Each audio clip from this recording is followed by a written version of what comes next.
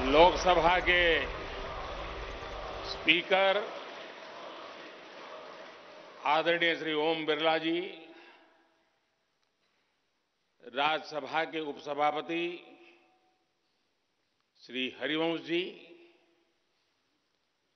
माननीय सांसदगण,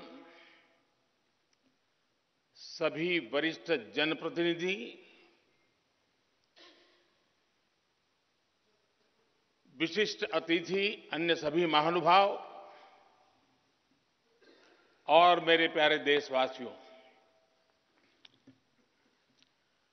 हर देश की विकास यात्रा में कुछ पल ऐसे आते हैं जो हमेशा के लिए अमर हो जाते हैं।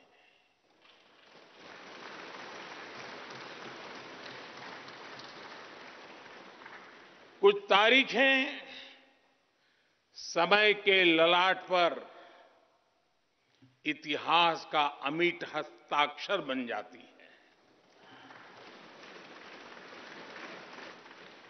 आज 28 मई 2023 का ये दिन ऐसा ही शुभ अवसर है।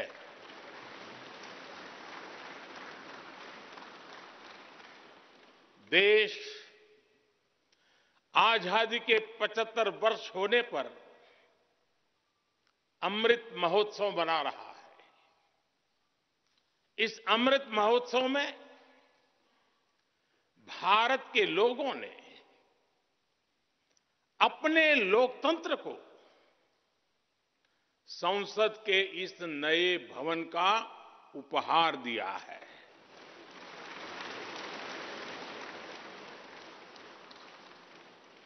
आज सुबह ही संसद भवन परिसर में सर्वपंथ प्रार्थना हुई है। मैं सभी देशवासियों को भारतीय लोकतंत्र के इस स्वर्णिम क्षण की बहुत बहुत बधाई देता हूं।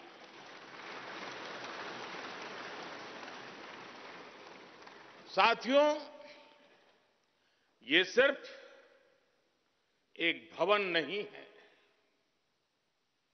ये 140 करोड़ भारतवासियों की आकांक्षाओं और सपनों का प्रतिबिंब है।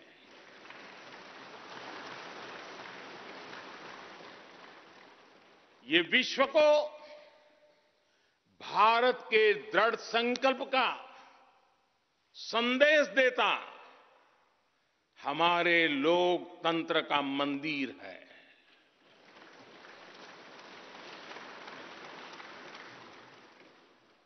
ये नया संसद भवन योजना को यथार्थ से, नीति को निर्माण से, इच्छा शक्ति को क्रिया शक्ति से, संकल्प को सिद्धि से जोड़ने वाली अहम कड़ी साबित होगा। ये नया भवन हमारे स्वतंत्रता सेनानियों के सपनों को साकार करने का माध्यम बनेगा। ये नया भवन आत्मनिर्भर भारत के सूर्योदय का साक्षी बनेगा।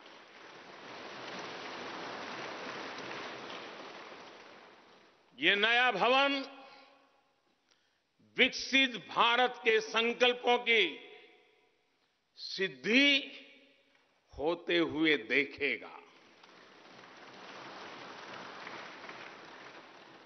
ये नया भवन नूतन और पुरातन के सह अस्तित्व का भी आदर्श है। साथियों,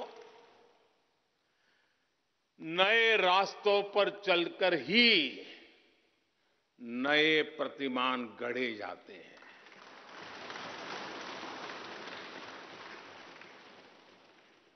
आज नया भारत नए लक्ष्य तय कर रहा है, नए रास्ते गढ़ रहा है। नया जोश है, नया उमंग है, नया सफर है, नई सोच है। दिशा नई है, दृष्टि नई है, संकल्प नया है, विश्वास नया है।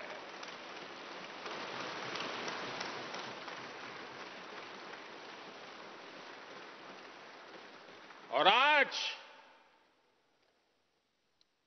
फिर एक बार पूरा विश्व भारत को, भारत के संकल्प की दृढ़ता को, भारतवासियों की प्रखरता को, भारतीय जनशक्ति की जिजीविषा को आदर और उम्मीद के भाव से देख रहा है।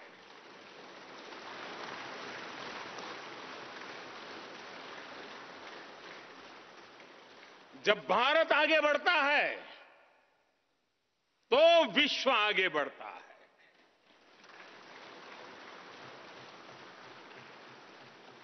संसद का ये नया भवन भारत के विकास से विश्व के विकास का भी आह्वान करेगा।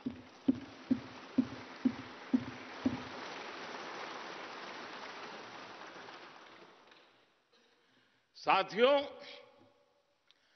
आज इस ऐतिहासिक अवसर पर कुछ देर पहले संसद की इस नई इमारत में पवित्र सेंगोल की भी स्थापना हुई है।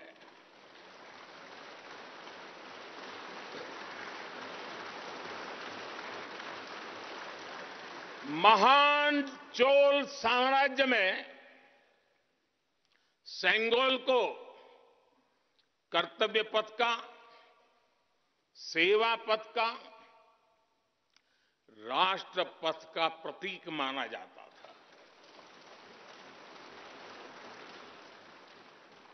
राजा जी और आदीनम के संतों के मार्गदर्शन में यही सेंगोल सत्ता के हस्तांतरण का प्रतीक बना था। तमिलनाडु से विशेष तौर पर आए हुए आदीनम के संत आज सुबह संसद भवन में हमें आशीर्वाद देने उपस्थित हुए थे। मैं उन्हें पुनः श्रद्धापूर्वक नमन करता हूं। उनके ही मार्गदर्शन में लोकसभा में ये पवित्र सेंगोल स्थापित हुआ है। पिछले दिनों मीडिया में इसके इतिहास से जुड़ी बहुत सारी जानकारी उजागर हुई है। मैं इसके विस्तार में नहीं जाना चाहता हूं, लेकिन मैं मानता हूं ये हमारा सौभाग्य है कि इस पवित्र सेंगोल को हम उसकी गरिमा लौटा सके हैं, उसकी मान मर्यादा लौटा सके। जब भी इस संसद भवन में कार्रवाई शुरू होगी, ये सेंगोल हम सभी को प्रेरणा देता रहेगा।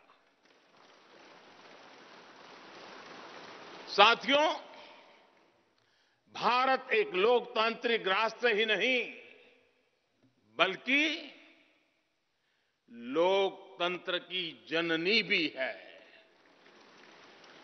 मदर ऑफ डेमोक्रेसी भी है। भारत आज वैश्विक लोकतंत्र का भी बहुत बड़ा आधार है। लोकतंत्र हमारे लिए सिर्फ एक व्यवस्था नहीं, एक संस्कार है, एक विचार है, एक परंपरा है।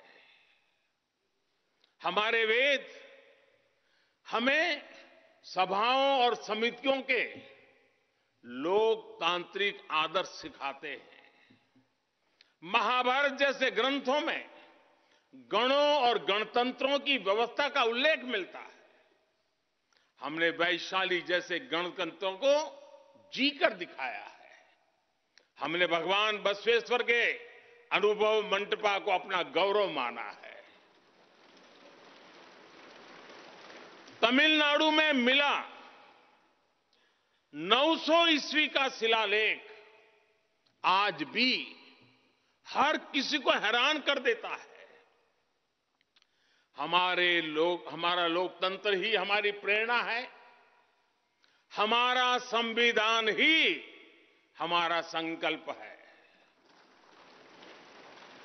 इस प्रेरणा, इस संकल्प की सबसे श्रेष्ठ प्रतिनिधि अगर कोई है तो ये हमारी संसद है। और ये संसद देश की जिस समृद्ध संस्कृति का प्रतिनिधित्व करती है, उसका उद्घोष करती है। शेते निपद्यमानस्य, शेते निपस्य मानस्य चराति चर्त भगः, चरैवेति चरैवेति चरैवेति।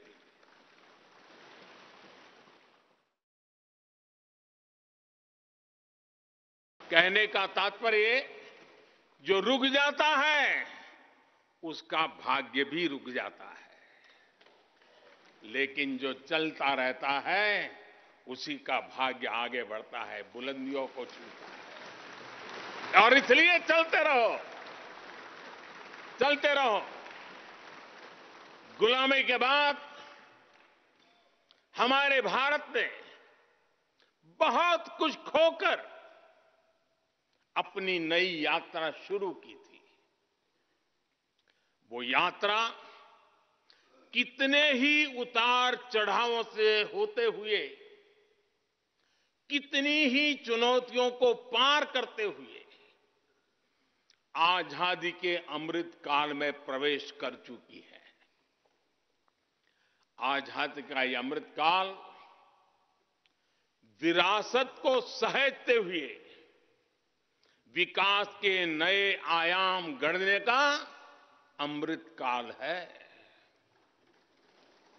आजादी का ये अमृत काल देश को नई दिशा देने का अमृत काल है। आजादी का ये अमृत काल अनंत सपनों को, असंख्य आकांक्षाओं को पूरा करने का अमृत काल है। इस अमृत काल का आह्वान है, इस अमृत काल का आह्वान है मुक्त मातृभूमि को, मुक्त मातृभूमि को नवीन प्राण चाहिए, नवीन पर्व के लिए नवीन प्राण चाहिए। मुक्त गीत हो रहा, मुक्त गीत हो रहा नवीन राग चाहिए, नवीन पर्व के लिए नवीन प्राण चाहिए।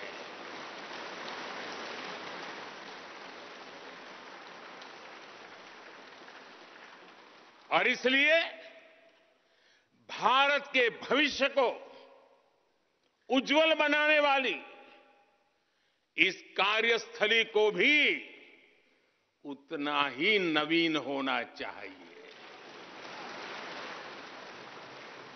आधुनिक होना चाहिए। साथियों, एक समय था जब भारत दुनिया के सबसे समृद्ध और वैभवशाली राष्ट्रों में गिना जाता था। भारत के नगरों से लेकर महलों तक, भारत के मंदिरों से लेकर मूर्तियों तक, भारत का वास्तु भारत की विशेषज्ञता का उद्घोष करता था। सिंधु सभ्यता के नगर नियोजन से लेकर मौर्यकालीन स्तंभों और स्तूपों तक, चोल शासकों के बनाए भव्य मंदिरों से लेकर जलाशयों और बड़े बांधों तक भारत का कौशल विश्व भर से आने वाले यात्रियों को हैरान कर देता था। लेकिन सैकड़ों साल की गुलामी ने हमसे हमारा ये गौरव छीन लिया। एक ऐसा भी समय आ गया जब हम दूसरे देशों में हुए निर्माण को देखकर मुग्ध होने लग गए। 21वीं सदी का नया भारत बुलंद हौसले से भरा हुआ भारत अब गुलामी की उस सोच को पीछे छोड़ रहा है।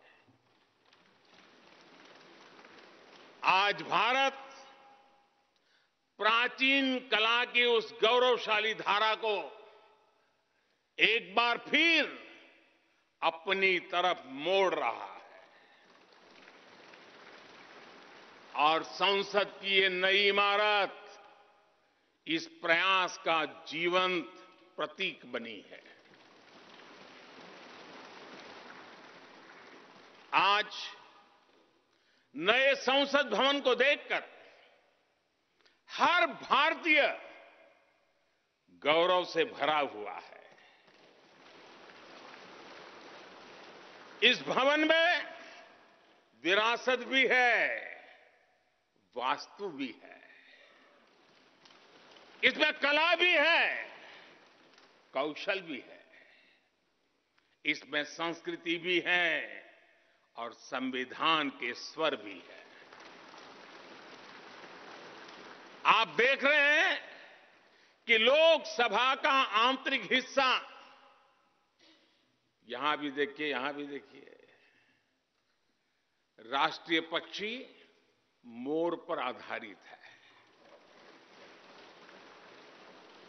राज्यसभा का आंतरिक हिस्सा राष्ट्रीय फूल कमल पर आधारित है और संसद के प्रांगण में हमारा राष्ट्रीय वृक्ष बरगद भी है।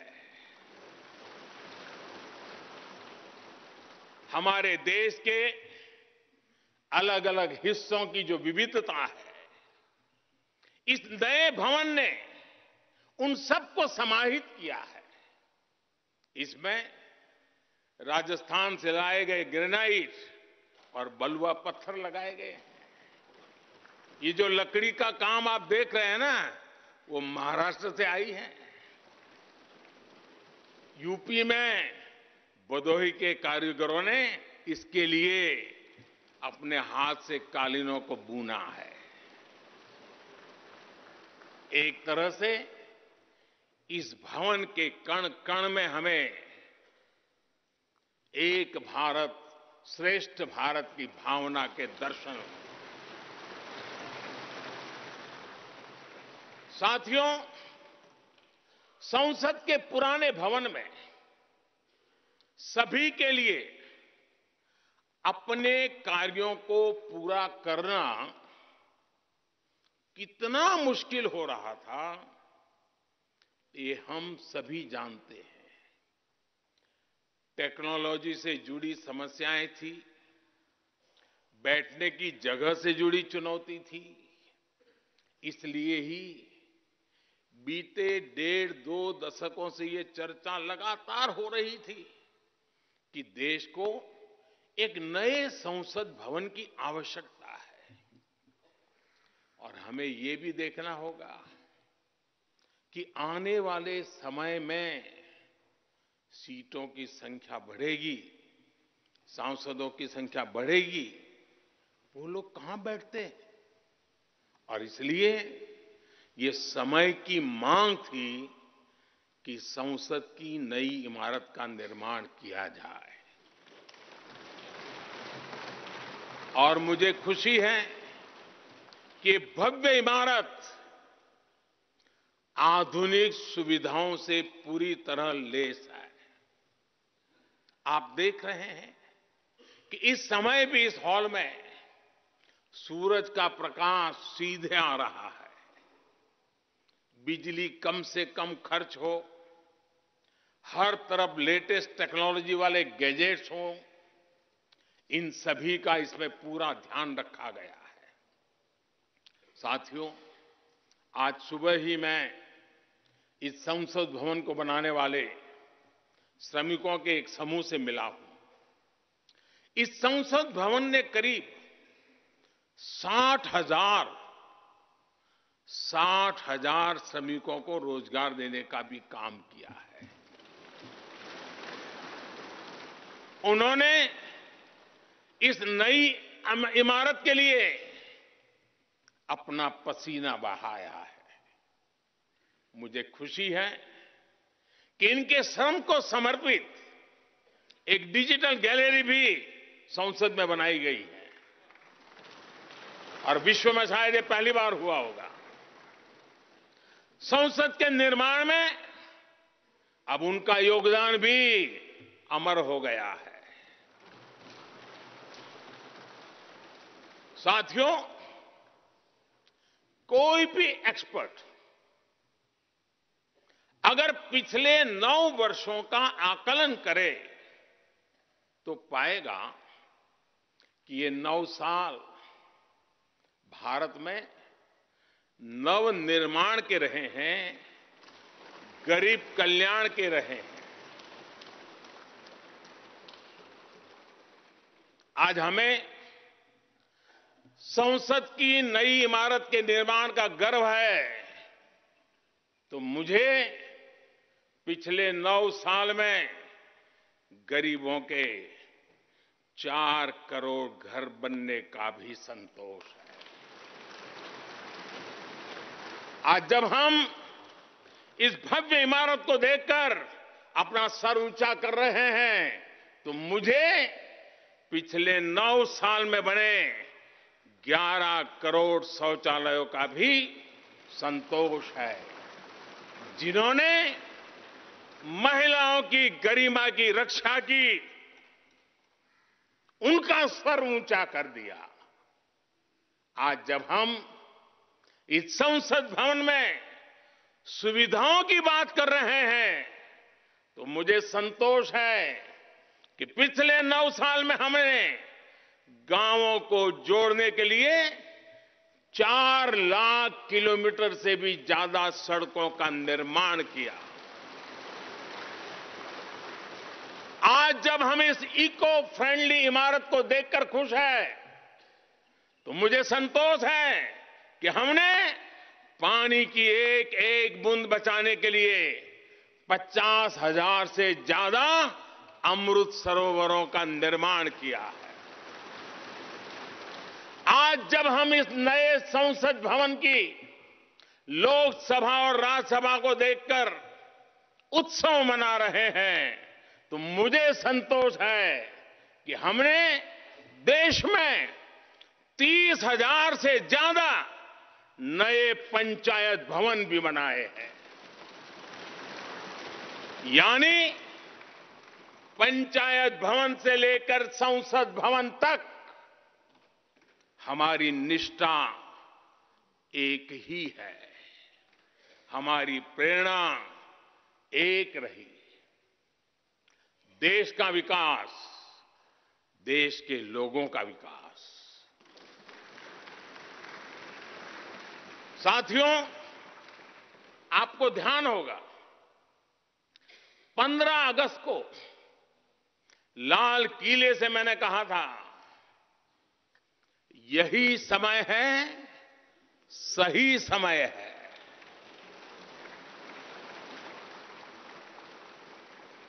हर देश के इतिहास में ऐसा समय आता है जब देश की चेतना नए सिरे से जागृत होती है। भारत में आजादी के 25 साल पहले, 47 के पहले 25 साल याद कीजिए, आजादी के 25 साल पहले ऐसा ही समय आया था। गांधी जी के असहयोग आंदोलन ने पूरे देश को एक विश्वास से भर दिया था।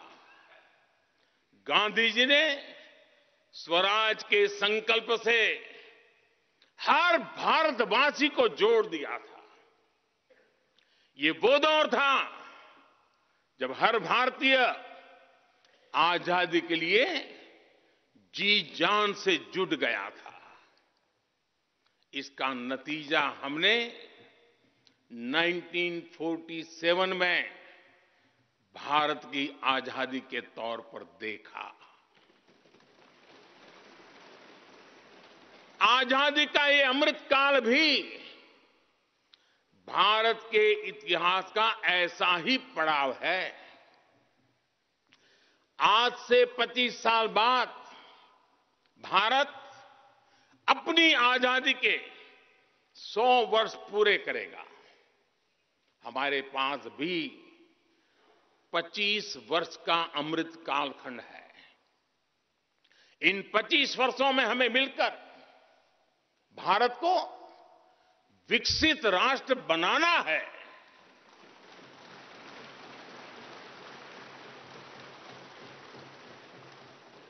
लक्ष्य बड़ा है, लक्ष्य कठिन भी है, लेकिन हर देशवासी को आज इसके लिए जी जान से जुटना ही है। नए प्रण लेने हैं, नए संकल्प लेने हैं, नई गति पकड़नी है। और इतिहास गवाह है कि हम भारतीयों का विश्वास सिर्फ भारत तक ही सीमित नहीं रहता। हमारी आजादी की लड़ाई ने दुनिया के बहुत सारे देशों में उस समय एक नई चेतना जागृत कर दी थी। हमारी आजादी की लड़ाई से भारत तो आजाद हुआ ही, साथ ही कई देश आजादी की राह पर चल पड़े। भारत के विश्वास ने दूसरे देशों के विश्वास को सहारा दिया था। और इसलिए भारत जैसा विविधता से भरा देश, इतनी बड़ी आबादी वाला देश, इतनी सारी चुनौतियों से लड़ने वाला देश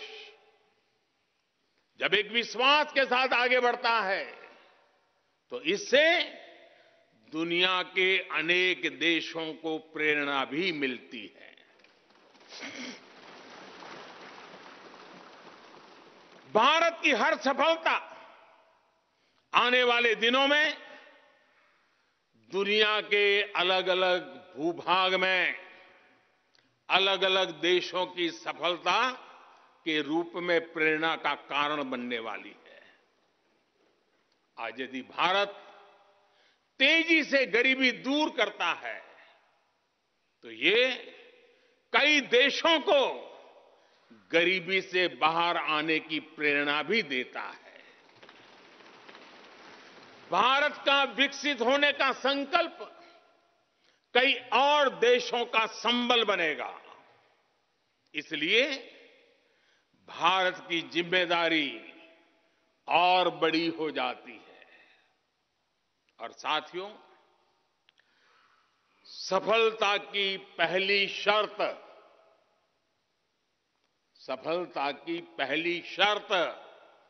सफल होने का विश्वास ही होती है।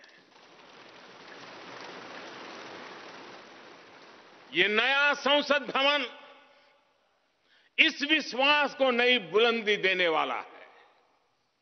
ये विकसित भारत के निर्माण में हम सभी के लिए नई प्रेरणा बनेगा। ये संसद भवन हर भारतीय के कर्तव्य भाव को जागृत करेगा।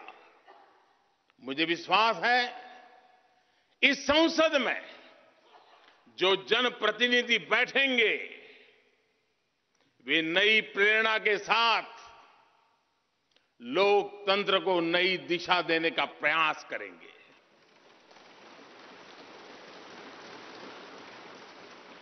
हमें नेशन फर्स्ट की भावना से आगे बढ़ना होगा। इदम राष्ट्राय इदम न मम। हमें कर्तव्य पथ को सर्वोपरि रखना होगा। कर्तव्यमेव कर्तव्यम और कर्तव्यम न कर्तव्यम। हमें अपने व्यवहार से उदाहरण प्रस्तुत करना होगा। यद यदाचरति श्रेष्ठः तद्देव इतरो जनः। हमें निरंतर खुद में सुधार करते रहना होगा।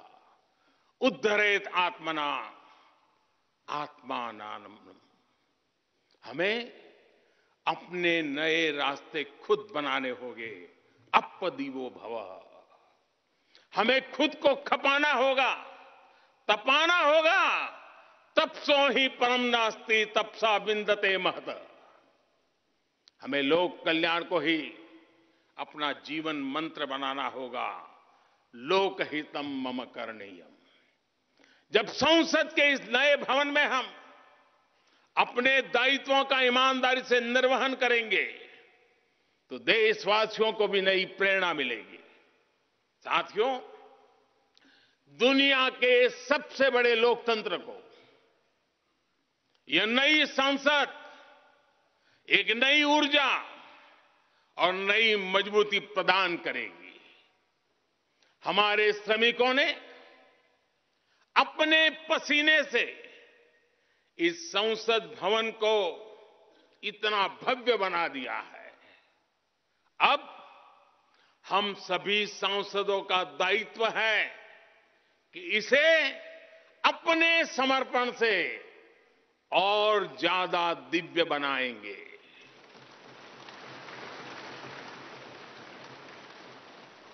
एक राष्ट्र के रूप में हम सभी 140 करोड़ भारतीयों का संकल्प ही इस नई संसद की प्राण प्रतिष्ठा है।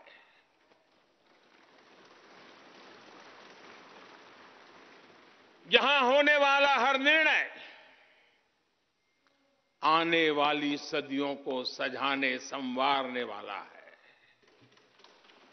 यहां होने वाला हर निर्णय आने वाली पीढ़ियों को सशक्त करने वाला होगा। यहां होने वाला हर निर्णय भारत के उज्ज्वल भविष्य का आधार बनेगा।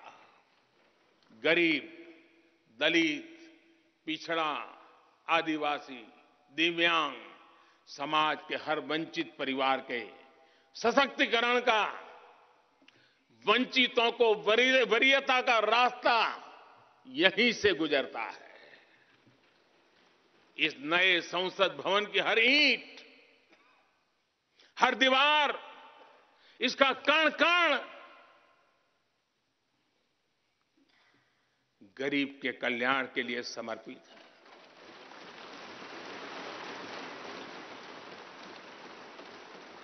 अगले 25 वर्षों में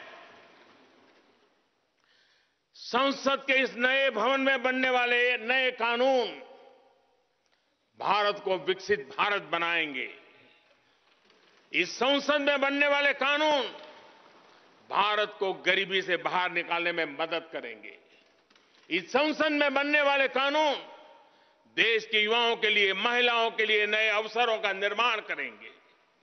मुझे विश्वास है संसद का यह नया भवन नए भारत के सृजन का आधार बनेगा। एक समृद्ध, सशक्त और विकसित भारत नीति, न्याय, सत्य, मर्यादा और कर्तव्य पथ पर और सशक्त होकर चलने वाला भारत। मैं समस्त भारतवासियों को नए संसद भवन की फिर से बहुत बहुत बधाई देता हूं। धन्यवाद।